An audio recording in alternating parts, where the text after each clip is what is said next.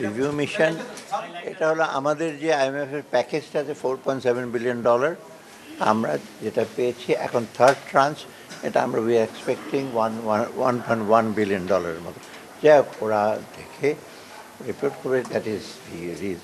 এবং ওরা যেটা আসছে মেইনলি এখনকার হলো রেভিনিউ সেক্টরটা দেখার জন্য, প্লাস ফিসক্যাল ডেফিসিট, বাজেটের কি টার্গেট হবে, গ্রোথ আর ইনফ্লেশন, এইগুলোর জন্য কী কী স্ট্র্যাটেজি আমরা নিয়েছি এই পর্যন্ত এবং কী কী নেব সেই ব্যাপারে ওরা আলাপ করবে, আমাদের সাথে আলাপ করবে, বাংলাদেশ ব্যাংকের সাথে আলাপ করবে, ব্যাংকিং রিফর্মটা নিয়ে, ব্যাংকিং সেক্টরে যে আপনার ডিফল্ট লোনগুলি আছে, ব্যাংকিং সেক্টরে একটা স্ট্রেস আছে ডিপোজিটারদের, সেটা আমরা বলেছি।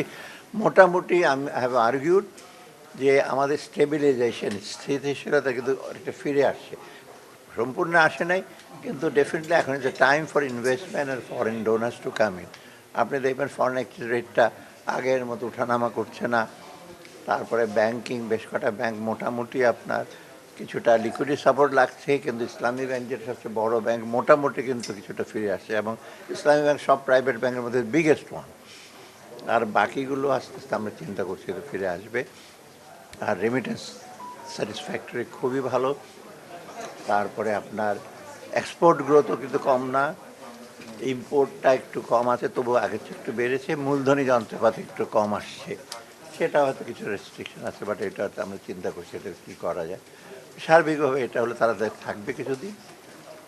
আমরা আমাদের দিক থেকে বলেছি যে whatever measure we take, আমরা এমন নেব যেটা ভবিষ্যতে বাংলাদেশের জন্য মঙ্গলজনক হয়। আমরা এমন কিছু নেব না যে হঠাৎ করে নিজেদের হুইমসে, যাতে আগামী সরকার যেই আসুক তারা যেন এটা ফলো করে, যে আমরা যেটা করব অত্যন্ত বিবেচনা করে এবং সব কিছু ভেবে চিনতে আমরা নেব, এবং সেটা তারা কনভিন্স, তারা কতগুলি টার্গেট দেবে সেটা দেবে, সবগুলো আমরা করতে পারবো কি না করবো সেটা অন্য ব্যাপার, কিন্তু আমি আশা করি যে তারা দেবে বাংলাদেশের অর্থনৈতিক উন্নয়নের জন্য।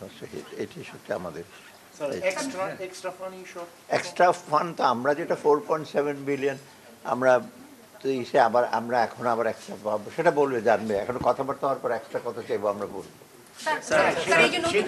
সেটা সম্পূর্ণ এই 4.7 বিলিয়নের প্যাকেজ থেকে আলাদা।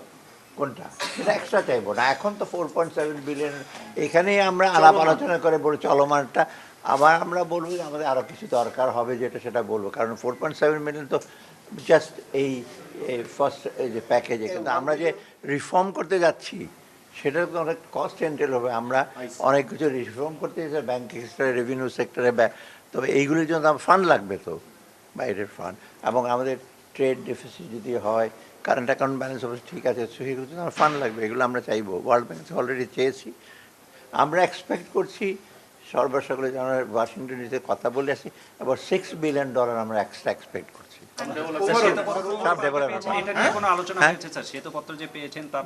না না, ওটা মানে আমরা ওয়ার্ল্ড ব্যাংক, না world bank, IMF, opaque fund সব মিলে যে ওয়াশিংটনে আমরা এই কথাবার্তা বলে আসি, আমরা একটা বল পার্ক ফিগার যে $6 বিলিয়ন আমরা মধ্যে কথা চলতে পারি। বর্তমান পরিস্থিতি সামলানোর জন্য পাবো কত সেটা হলো জিনিস, কিন্তু আমরা মনে করি আমাদের সাথে যে সমস্ত কথা হয়েছে, যেমন ADBর কিছুদিন পরে আসবে, ওপেক ফান্ড একটা অ্যাডিশনাল টাকা আসবে, এগুলি আমরা ভেবে যেতে হয়তো এই পুরা নট অনলি এই 25 জুন, নেক্সট জুনের মধ্যে আমরা এক্সপেক্ট করছি যে কমিটমেন্ট হয়তো স্পিল ওভার করে। কতগুলো প্রজেক্ট আছে তো 5-7 বছর, সেগুলো তো $6 বিলিয়ন 1-2 বিলিয়নের চলে আসবে না, একটা প্রজেক্ট আপনার 400-500 মিলিয়ন, কিন্তু ওদের কমিটমেন্টটা, ফ্লোটা কিন্তু 1 বছর আসবে না। $6 বিলিয়ন ফ্লো 1 বছর আসাটা সম্ভব না।